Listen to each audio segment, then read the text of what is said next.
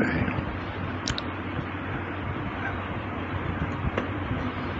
بہت بڑے بڑے صحائف معرفت ہیں،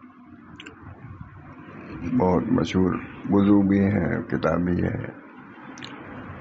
غالباً قائد صاحب نے تو مقدمہ بھی لکھا ہے، یہ جو بھی ہو۔ بسم اللہ الرحمن الرحیم۔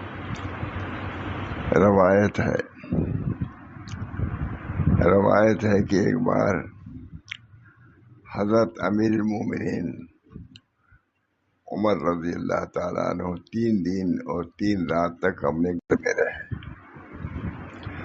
باہر نہ نکلے۔ اللہ کے رسول حضرت عمر رضی اللہ تعالیٰ عنہ کو پوچھنے آئے کہ آخر کیوں نہیں آئے، 3 دن نہیں آئے تھے، کہ آخر کیا بات ہے کہ عمر 3 دن اور 3 رات سے گھر میں کیوں ہے، باہر کیوں نہیں آئے۔ چنانچہ حضرت عمر کے گھر پہنچ کر آپ نے دریا معلوم ہوا کہ یہ بھی ایک سنتی ہے، اپنا کوئی ساتھی نہ آئے تو اس کو پوچھ لینا چاہیے، کسی پریشانی میں تیرے مبتلا ہے، خود تشریف لے گئے۔ باہر کیوں نہیں آئے؟ جہاں چنانچہ حضرت عمر رضی اللہ تعالیٰ عنہ کے گھر پہنچ کر آپ نے دریافت فرمایا کہ اے عمر، کیا بات ہے، 3 دن سے تم نہیں آئے، تمہاری آنکھوں سے یہ ظاہر ہو رہا ہے ان دنوں تم سوئے نہیں ہو۔ حضرت عمر رضی اللہ تعالیٰ عنہ نے جواب دیا، یا رسول اللہ، میں برابر یہ سوچتا رہا ہوں کہ اگر میدان حشر میں اللہ پاک نے مجھ سے سوال کیا کہ تو نے اتنے دنوں تک لات و عزا کی پرستش کیوں کی، تو میں کیا جواب دوں گا؟ اے خدا کے رسول، کچھ آپ ہی بتلائیے، کیا جواب دوں گا؟ حضرت صلی اللہ علیہ وسلم نے وحی کا انتظار کیا اور خاموشی اختیار کی۔ اس صورتحال سے قریب تھا کہ حضرت عمر رضی اللہ تعالیٰ عنہ کا پیتا پانی ہو جائے، تو یوں ہی خطرہ تھا کیا ہوگا۔ حضور کی خاموشی سے اور زیادہ وہ خطرہ بڑھ گیا۔ وہ اس بات پر بے انتہا ڈر گئے۔ آخر خدا کے رسول نے فوراً ہی اس بات کا جواب کیوں نہیں دیا کہ اتنے میں اللہ جل شانہ وَمَن نوالہ کی طرف سے وحی آئی، نحن اذا صالحنا مع عبد لم نسألہ عما مضى، جب ہم بڑے بندے سے صلح کر لیتے ہیں تو گزری ہوئی باتوں سے متعلق کوئی سوال نہیں کرتے۔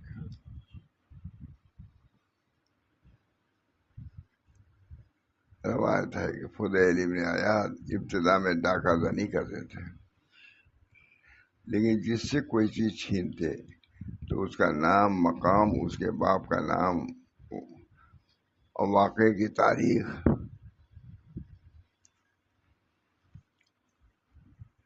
اس شے کے بارے میں دفتر میں لکھ لیتے تھے، جس سے ڈاکہ زنی میں جب اللہ پاک کا ان کے حال پر فضل ہوا، توبہ کر لیا، اور ان کی توبہ کا وقت آیا تو ایسا ہوا کہ انہوں نے ایک کارواں پر حملہ کیا۔ تمام قافلے والے جان کے خوف سے تتر بتر ہو گئے۔ واقعہ ہم نے سنا ہے، حضرت وغیرہ بھی سنا تھا، لیکن اس میں لکھا ہوا پایا تھا، جان کے خوف سے تتر بتر ہو گئے۔ فضیل نے ان کی تمام املاک پر قبضہ کر لیا۔ کہا جاتا ہے کہ اہل قافلہ میں ایک شخص قرآن پڑھ رہا تھا، جب وہ اس آیت پر پہنچا، الم یعن للذین آمنوا ان تخشع قلوبهم لذکر اللہ، کیا وقت نہیں آیا ایمان والوں کے لیے کہ نرم ہو جائیں ان کے قلوب اللہ پاک کی یاد کے؟ تو فضیل نے پکار کے کہا وہ وقت آ گیا، اور تمام اہل قافلہ کو آواز دی کہ وہ آیا. یہ ڈھاکہ میں تھی، یہ آیت سنا، اس پر اثر ہوئی. بہت مشہور واقعہ ہے، یہاں یہ لکھا ہوا ہے، اس وجہ سے کبھی سنا جاتا ہے. حضرت سے سنا ہے واقعہ. حضرت فضیل نے پکار کہا کہ وہ وقت آ گیا. وہ ایک قاری یہ پڑھ رہے تھے، الم یعن للذین آمنوا ان تخشع قلوبهم لذکر اللہ. کیا وقت نہیں آیا ہے کہ لوگوں کے قلوب نرم ہو جائے اللہ. تو فضیل نے پکار کے کہا دیکھیے ڈاکہ اس وقت میں کسی قاری سے یہ آیت سنی اور اسے توبہ نصیب ہو گئی. تو حضرت فضیل نے پکار کہا وہ وقت آ گیا، اور تمام اہل قافلہ کو آواز دی کہ وہ آئیں اور اپنا مال لے جائیں. میں بدل گیا، ایک سیکنڈ کے اندر بدل دیا. کہا ڈاکہ زنی کر رہے تھے، اسی میں توبہ نصیب ہو گئی. اس وجہ سے اپنے کو ہر وقت ہی توبہ کی تیاری رکھنا چاہیے. جب اللہ قبول فرما لے اس کے لیے دن اور رات. اور ہمارے حضرت بہت فرماتے تھے بھائی تہجد اگر نہ پڑھ سکو تو عشاء کو پڑھ لیا کرو. کیا اللہ تعالیٰ عشاء کو سو جاتا ہے کیا؟ یہ بادشاہ وصول تھا خواجہ. اگر تم تہجد نہ پڑھ سکے عشاء کو پڑھ لیا کرو. کیا عشاء کو اللہ تعالیٰ سو جاتے ہیں کیا؟ اس وقت بھی قضا کر لو. کوئی وظیفہ چھوٹا ہوا ہے کوئی بہت اس کی تاکید پورا کر لیا کرو.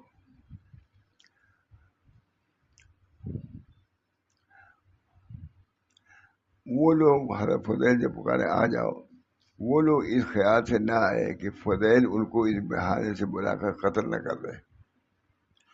بس انہوں نے الہا و زاری شروع کی اور کہا اے مسلمانوں، ہم نے اس کام سے توبہ کر لیا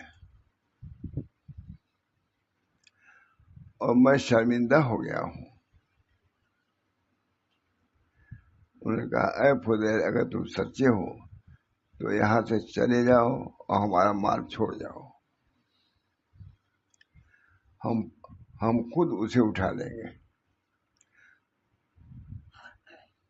فضیل نے کہا بہت ممکن ہے کہ تم میں سے کسی کا مال ضائع ہو جائے، اس لیے میں چاہتا ہوں کہ اپنے سامنے سب کا مال اس کے سپورٹ کر دوں،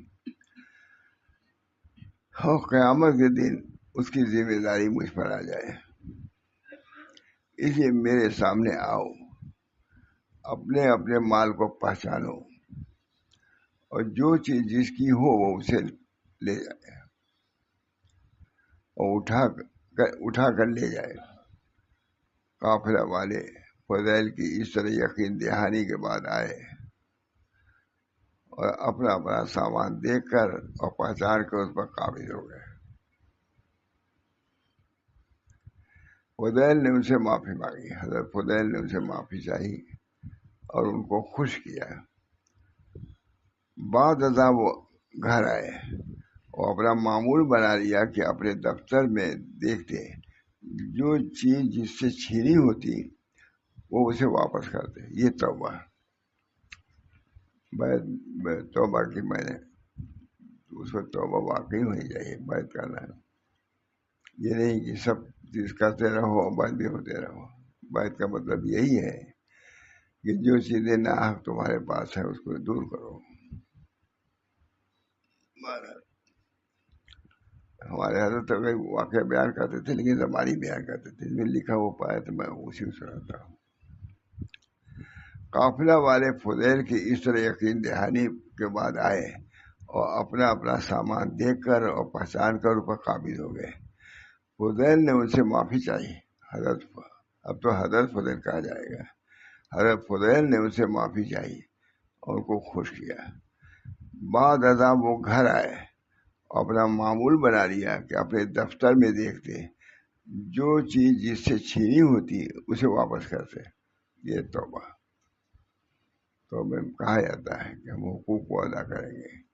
جو حقوق اللہ ہم پر ہوں گے وہ حقوق العباد ہوں گے. جو شخص بیعت ہونے کے بعد حضرت سے کہتا ہے کہ حضرت میری اتنی نمازیں قضا ہیں، ہاں اس نے توبہ ٹھیک کی ہے.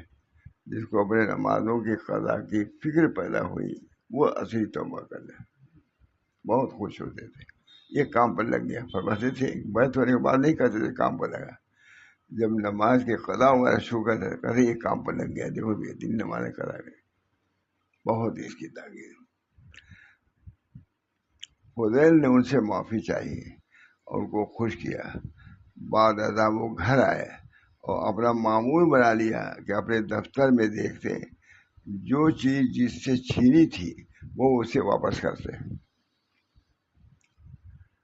اسی طرح انہوں نے اپنے تمام دشمنوں اور مخالفوں کو اپنے سے خوش کیا. حضرت کے بعد جو دعویٰ کرتے ہیں کے بعد کہتا حضرت میں نے قضا نماز شروع کر دی. قضا اس نے توبہ کیا.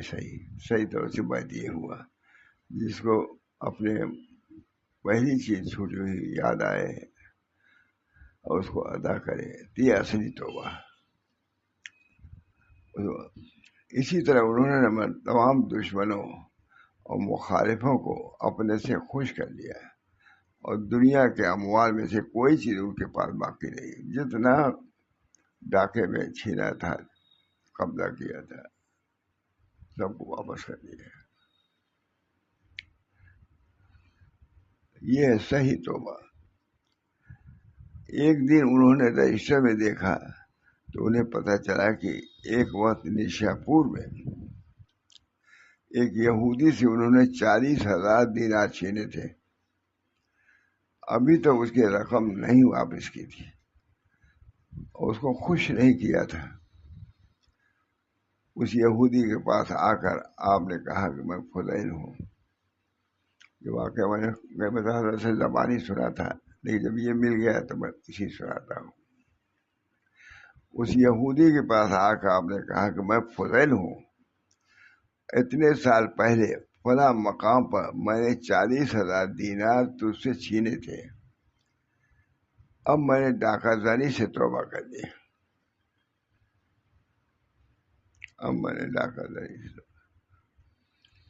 اور جس کا جو مال متاع ہے میں نے اسے لوٹا دیا ہے.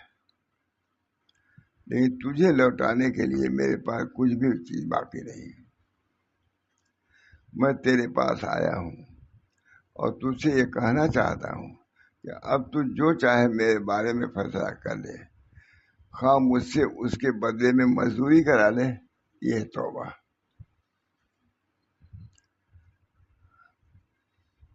اس کے بدلے میں یا تو مزدوری کرا لے خواہ معاف کر دے.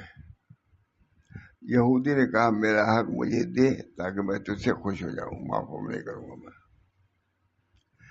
فضیل یہودی کے ملازم ہو گئے. یہ توبہ بہت سبھی بیان کرتے ہیں تاریخ معاشرہ سے لیکن لکھا ہوا نہیں. سب زبانی بیان کرتے تھے.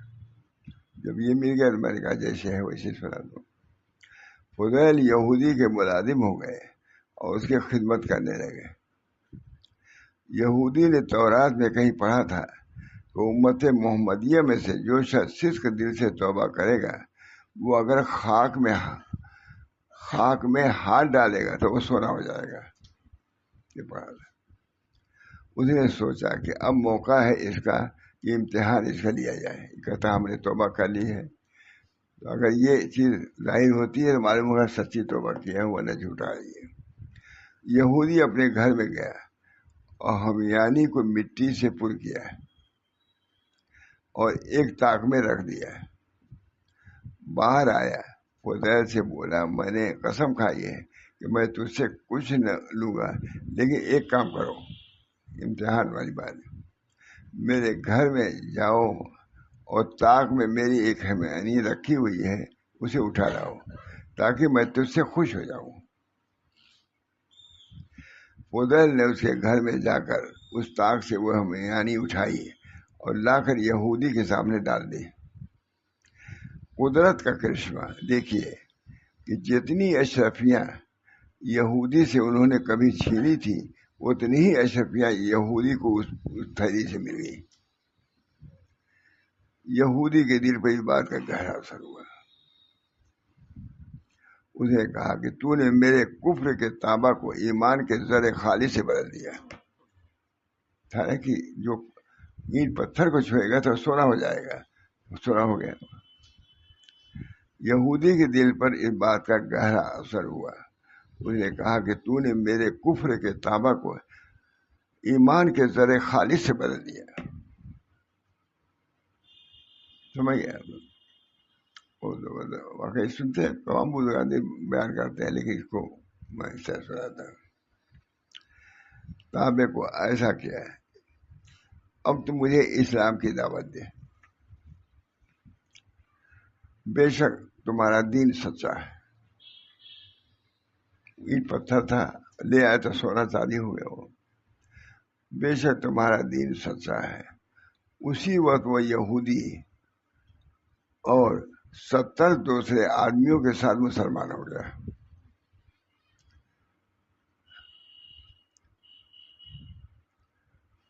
اگر تیرا رخ تیرے آنسوؤں سے تر ہو جائے توبہ میں، تو مٹی بھی تیرے ہاتھ میں سونا ہو جائے۔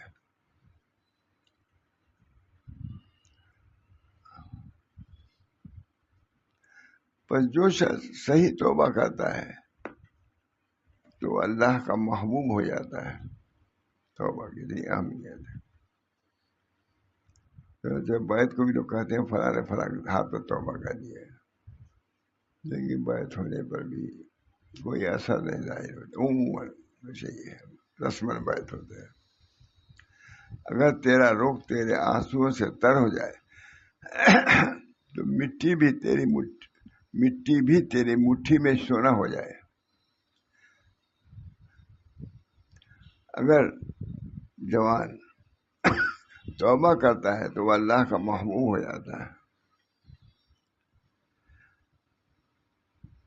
بوڑھا اگر توبہ کرتا ہے تو وہ بھی خدا کا دوست بن جاتا ہے، مگر جوانی کی توبہ اللہ کے نزدیک زیادہ عزیز ہوتی ہے۔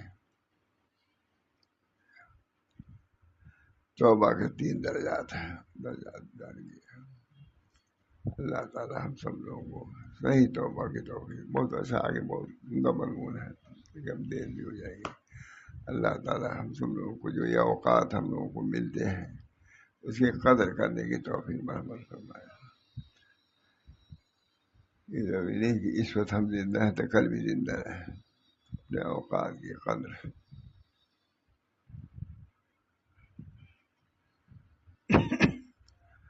جب حضرت ہمارے سے بیٹھے تھے بہت سست، ہم لوگ اتنا اندازہ نہیں تھا لیکن بہت سست ماشاء اللہ۔ سب لوگ معلوم ہوا کہ حضرت سخت بیمار ہے، ہم لوگ سب رونے بھی لگے، سب لیکن اچھے ہو گئے۔ کہا جی مجھے بھی اندازہ ہو رہا تھا کہ میری جان نکل رہی تھی، ہم لوگ رو رہے تھے تو انہوں نے سمجھ لیا کہ اس پر رو رہے ہیں، تو اس کی کہا جی میں نے بھی سوچا کہ میرا یہ آخری وقت ہے، مگر اللہ تعالیٰ سے میں نے مہلت مانگی کہ اللہ کچھ دن اور مہلت دیجیے تاکہ اپنے کو درست کر کے آپ کی خدمت میں حاضر ہوں۔ ہمیں خود فرمایا، ان بالکل آخری وقت ہم لوگ بھی سمجھ رہے تھے، حضرت نے اس کی تعریف کیا کہ تم لوگ سمجھ رہے تھے آخری وقت، میں بھی سمجھ رہا تھا کہ میرا آخری وقت ہے، مگر اللہ تعالیٰ نے خود ہم لوگ سے خود بیان کیا۔ لیکن میں نے اللہ تعالیٰ سے کہا کہ اللہ مجھے مہلت دیجیے کہ میں کچھ اپنے کو درست کر لوں۔ اللہ نے مہلت دی ہے۔ بہرحال یہ وقت یہی رہے گا، چلتا رہے گا۔ اللہ تعالیٰ ہم سب لوگوں کو اپنی اصلاح کی فکر پیدا فرما دے۔ صبح کیا ہے، شام کیا ہے، دوپہر کیا ہے، ہر وقت کے حالات بھی الگ الگ بزرگوں کے ہوتے ہیں۔ اللہ تعالیٰ ہم سب کو اپنی اصلاح کی فکر پیدا کرے۔ جیسے خود حضرت نے فرمایا کہ ہم لوگ پریشان تھے، کہا جی مجھے بھی اندازہ لگ رہا تھا کہ میرا یہ آخری وقت ہے، لیکن اللہ تعالیٰ سے میں نے دعا کی اللہ ہم کو مہلت دیجیے تاکہ ہم اپنی اصلاح کریں۔ ماشاء اللہ تک بعد دین بزرگوں کو اپنی اصلاح کی فکر آخر تک رہی، یہ نہیں کہ کچھ دنوں تک رہی، نہیں، ہر آن وہ فکر۔ میرے سامنے کی بات ہے کہ حضرت شاہ رسول اللہ صاحب کا پیری نہیں آئی، سامنے رکھی، ان کی ایک نواسی تھی، اس کو دیا ہے، کہا کہ یہ تم کھا جاؤ، میں کھاؤں گا تو گناہ ہی کروں گا۔ اتنے بڑے شیخ اللہ ہو گئے، مشہور بادشاہ اللہ سے سبھی ہو جاتا ہے، میرے سامنے کی بات ہے، اٹھایا چمچہ نہیں کھایا، کہا تم کھا جاؤ نویسی، میں کھاؤں، یہ لفظ بھی کہا میں کھاؤں گا تو گناہ ہی کروں گا، نہیں کھایا۔ اللہ تعالیٰ ہم لوگوں کو فکر آخرت عطا فرمائے، اپنے اصلاح کی فکر بہت بڑی دولت ہے، بہت بڑی دولت ہے۔ ہمارے بزرگان دین فکر ہی پیدا کرتے ہیں، ان کی طرف سے اصلاح تھوڑا نہیں کرتے اپنی، لیکن فکر اصلاح بہت بڑی چیز ہے۔ اگر فکر پیدا ہوئی انشاءاللہ العزیز کامیاب ہے۔ اور اگر کسی بزرگ کے آتے ہیں جاتے بھی ہیں اور ویسے ہی آنا جانا ہے رسمی، تو کچھ کیا فائدہ ہے؟ اپنے اصلاح کی فکر بہت بڑی نعمت ہے، اللہ تعالیٰ ہی عطا فرماتے ہیں۔ اس وجہ سے جو لوگ بھی اس راستے میں ہیں ان کو تو اپنی اصلاح کی فکر رکھے۔ خود حضرت وغیرہ میں دیکھتا تھا فکر، جو پیر شدی حافظ مطلب ٹہل رہے تھے، پڑھ رہے تھے، میں پہنچ گیا، یہ شعر پڑھ رہے تھے، چو پیر شدی حافظ از میں کدب بے روش ہو، زندی و وسنا کی در حد شباب اولا، ٹہل رہے تھے یہ پڑھ رہے طرح، اور کبھی میں نے بلند آواز سے شعر پڑھتے سنا بھی نہیں تھا، میں دیکھا تھا، لیکن طرح تھے، میں اتفاق ہوا، چو پیر شدی حافظ از میں کدب بے روش ہو، زندی و وسنا کی در حد شباب اولا، اے بڈھے جب بڈھے ہو گئے تو چھوڑ دو اس زند کو،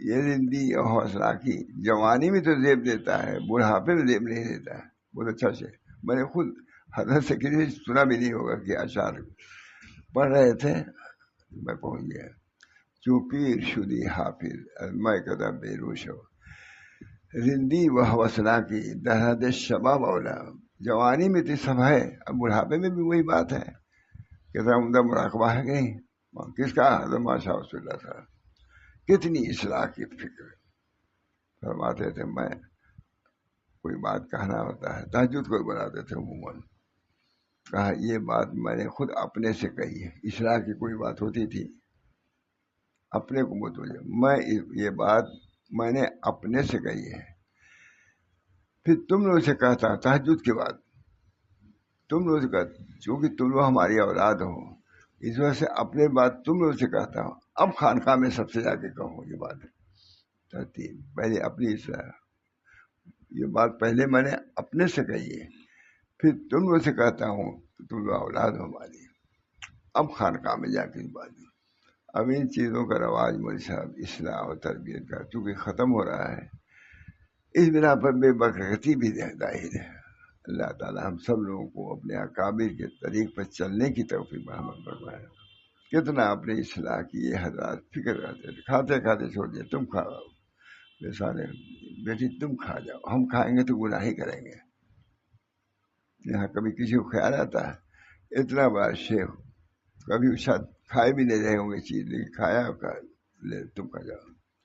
اللہ تعالیٰ ہم سب لوگوں کو اپنے اصلاح کی فکر پیدا فرمائے، جو غفلت میں لایانی کاموں میں جو وقت صرف ہو رہے ہیں، اللہ اس کو کام کا وقت اس کو کرامت بنا دے، اللہ عافیت دارین عطا فرمائے۔ اور یہ سلسلہ اصل تو یہی ہے، سلسلہ فکر اصلاح بہت بڑی چیز ہے۔ بزرگوں کے یہاں فکر ان کے ہم نے دیکھا، اب دیکھ یہ تو وہی ہے، کھاتے کھاتے رک گئے، کہا تم کھا جاؤ، تو بالکل نمونے کے طور پر بتا دیا۔ اللہ تعالیٰ ہم سب لوگوں کو اپنے اصلاح کی فکر پیدا فرمائے اور اصلاح فرما دے۔ آنے والی کس سے ٹالی جائے گی، جان ٹھہری جانے والی جائے گی۔ اللہ تعالیٰ مجھے بھی فکر اصلاح پیدا فرما دے، اور اصلاح کی فکر ہی نہیں بلکہ اصلاح فرما دے۔ فرماتے تھے کہ اے جوانوں دعا کرو کہ اے اللہ ہماری جوانی پر رحم فرمائیے۔ اے بوڑھو تم کو کس نے منع کیا؟ کسی بزرگ کا قول لگا کرتے تھے، تم تو اب قبر میں پیر لٹکائے ہوئے تب بھی غفلت. تو اصل یہ طریق غفلت کو دور کرنا، آخرت کو پیش نظر رکھنا، وہاں کی تیاری کرنا، یہ ہم سب لوگوں کا وظیفہ وتیرہ پر کا فریضہ ہے. اللہ ہم سب کو توفیق دے. وآخر دعوانا ان الحمد للہ رب العالمین. دعا کی اللہ تعالیٰ اپنے فضل و کرم سے روزانہ یہ باتیں اصلاحی ہوتی رہتی ہیں. اللہ تعالیٰ اس کے مطابق ہم کو عمل کی توفیق دیجیے، اور ہمارے اس نشست سے برخاست اس اجتماع کو قبول فرمائیے، اور اپنے قرب و قبول کا اس کو ذریعہ بنائیے.